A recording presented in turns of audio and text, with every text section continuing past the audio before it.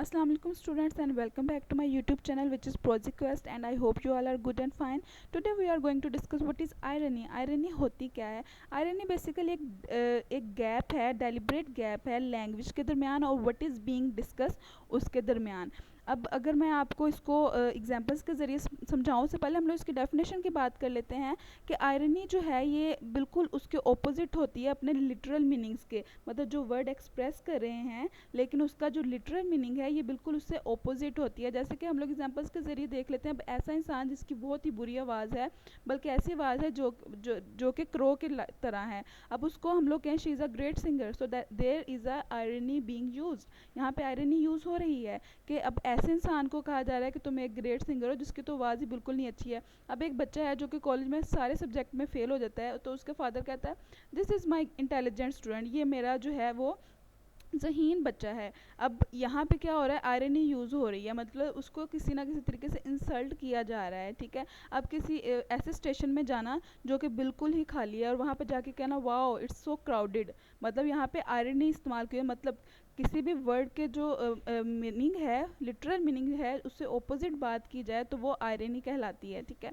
अब हम लोग यहाँ पे बात कर लेते हैं how to pronounce irony. I R N E, यहाँ पे आपको इसका लिखा हुआ नज़र आ रहा है, तो it will be easy for you कि आप आयरनी को प्रोनाउंस कर सकें। उसके बाद हम लोग बात कर लेते हैं इसके ओरिजिन की। आयरनी जो है ये ग्रीक वर्ड आयरोनिया से लिया गया है जिसका मतलब है डिसमुलेशन। ठीक है, डिसिमुलेशन। उसके बाद हम लोग बात कर लेते हैं ये जो वर्ड आयरनी है ये इंग्लिश लैंग्वेज में 16th सेंचुरी में जो है एंटर्ड हुआ था और इसको ड्राइव किया गया था लैटिन के वर्ड आयरोनिया से, जो कि बोरो किया गया था ग्रीक से। ठीक है, आयरनी जो है ये एक पावरफुल टूल है लिटरेचर का जो कि राइटर को अलाउ करता है कि वो कॉम्प्लेक्स आइडिया को क्रिटिसाइज कर सके या क्रिटिसाइज कर सके सोशल नॉर्म्स को, और एक जो उसका वर्क है उसमें डीपर लेयर ऑफ मीनिंग्स जो है उसको क्रिएट कर सके। आयरनी की आपको यहाँ पे टाइप्स नज़र आ रही होंगी। आयरनी की टोटल 3 टाइप्स होती हैं, ड्रामेटिक आयरनी, सिचुएशनल आयरनी और वर्बल आयरनी। हम लोग सबसे पहले ड्रामेटिक आयरनी की बात कर लेते हैं। ड्रामेटिक आयरनी सबसे पहले हम लोग वर्बल आयरनी की बात कर लेते हैं। वर्बल आयरनी ऐसी आयरनी होती है कि जिसमें इंसान जो बात कर रहा हो उसका जो मीनिंग है वो उसके ऑपोजिट हो। ये इसी तरह है कि ह्यूमर के तौर पर उसको प्रोवाइड किया जा सकता है, क्रिटिसिज्म के ज़रिए उसको प्रोवाइड किया जा सकता है, मतलब कि उसके जो लिटरल मीनिंग है वो ऑपोजिट हो। फॉर एग्जांपल बहुत ज़्यादा तूफ़ान है, ह्यूरिकेन की सिचुएशन है और जो कोई पर्सन है वो कहते हैं व्हाट अ ब्यूटीफुल डे, तो यहाँ पे वर्बल आयरनी यूज़ की जा रही है कि मतलब जो इंसान के वर्ड्स हैं वो उसके ऑपोजिट, उसका जो मीनिंग है वो उसके ऑपोजिट हो। अगर हम लोग यहाँ पे ड्रामेटिक आयरनी की बात कर लें तो ड्रामेटिक आयरनी स्टूडेंट्स वो है कि जिसमें ऑडियंस जो है उसको पता है कि ड्रामे में अगले सीन में क्या होने वाला है, लेकिन जो वहाँ वहाँ मौजूद करेक्टर है उसको नहीं पता कि अभी यहाँ पे बिहाइंड द सीन क्या है या क्या होने वाला है। तो जब ऑडियंस मूवी देख रही है या वो ऑडियंस ड्रामा देख रही है तो उसको बिहाइंड द सीन जो चीज़ पता होती है वो ड्रामेटिक आयरनी कहलाती है। मिसाल के तौर पर ये आयरनी जो है वो इसलिए भी यूज़ की जाती है ताकि जो ड्रामा है उसमें व्यूअर्स के लिए टेंशन क्रिएट की जा सके, सस्पेंस क्रिएट किया जा सके, और ऑडियंस जब किसी चीज़ को जानती होगी तो उसका जो रिएक्शन होगा वो करेक्टर के बिल्कुल ऑपोजिट होगा। फॉर एग्जांपल एक स्केरी मूवी है, उसमें ऑडियंस को पता है कि इस क्लोजेट में, मतलब कि कबर्ड में एक मॉन्स्टर जो है वो छुपा हुआ है, और वो जब जो करेक्टर है वो जहाँ वहाँ पास जाएगा तो वो जो ऑडियंस है वो फ़ौरन से कहेगी कि इसको यहाँ पे नहीं जाना चाहिए। ऑडियंस के माइंड में सस्पेंस क्रिएट हो जाएगा कि यहाँ पे मॉन्स्टर है, लेकिन करेक्टर को क्योंकि इस चीज़ के बारे में नहीं पता होता तो इसके ऑपोजिट रिएक्शन होता है, जिसकी वजह से करेक्टर को बहुत ज़्यादा कंसिक्वेंसेस जो हैं वो भी फेस करना पड़ते हैं। शेक्सपियर जो है ये मास्टर माना जाता है ड्रामेटिक आयरनी का, और उसने ड्रामेटिक आयरनी को मुख्तलिफ वे में यूज़ किया था जो कि ऑडियंस को फ्रस्ट्रेट भी कर देती है और उसकी जो अटेंशन है उसको भी कैप्टिवेट करता है।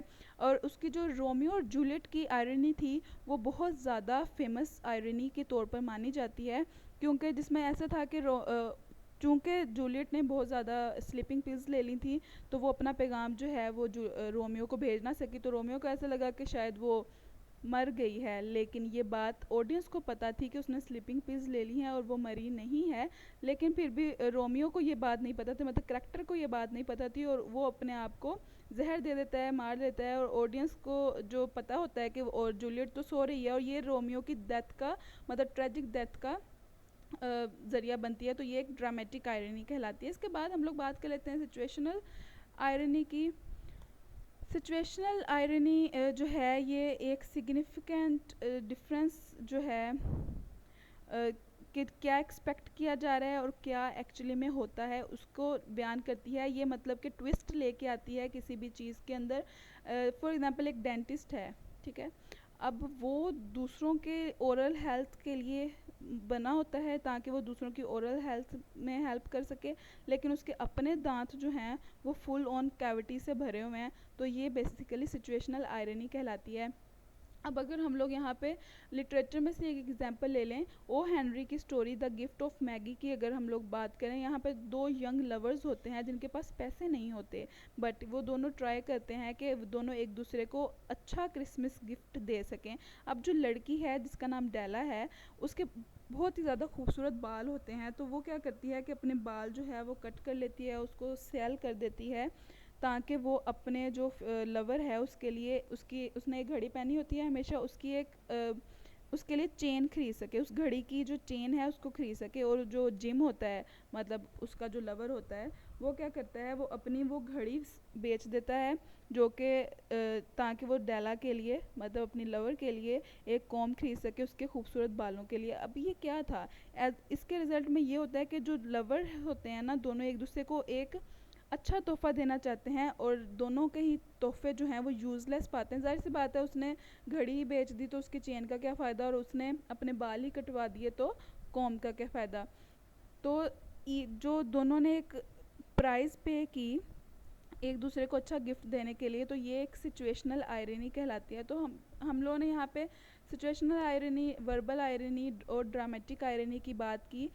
और ड्रामेटिक आयरनी यही होती है जिसमें ऑडियंस जो है कुछ जानती है, लेकिन जो स्टोरी का करैक्टर है वो उस चीज़ को नहीं जानता। और शेक्सपियर जो है वो ट्रूली ड्रामेटिक आयरनी के तौर पर कहलाता है, क्योंकि वो ऑडियंस को इंटरटेन करता है, उनकी कैप्टिवेट करता है उनकी अटेंशन को, और ऑडियंस में फ्रस्ट्रेशन भी कायम करता है। जब जाहिर सी बात है करैक्टर जो है उस चीज़ से रुक नहीं रहा होता और ऑडियंस को पता होता है कि ये आगे ये होने वाला है सीन में, तो ऑडियंस चाह रही होती है कि वो करैक्टर जो है वो उस चीज़ की तरफ ना बढ़े, तो वो ये जो चीज़ है वो फ्रस्ट्रेशन कायम कर देती है। सो दोस्तों, यही थी हमारी आयरनी, और इंशाल्लाह मिलते हैं नेक्स्ट वीडियो में। Thank you so much for watching my video, and अल्लाह हाफिज़।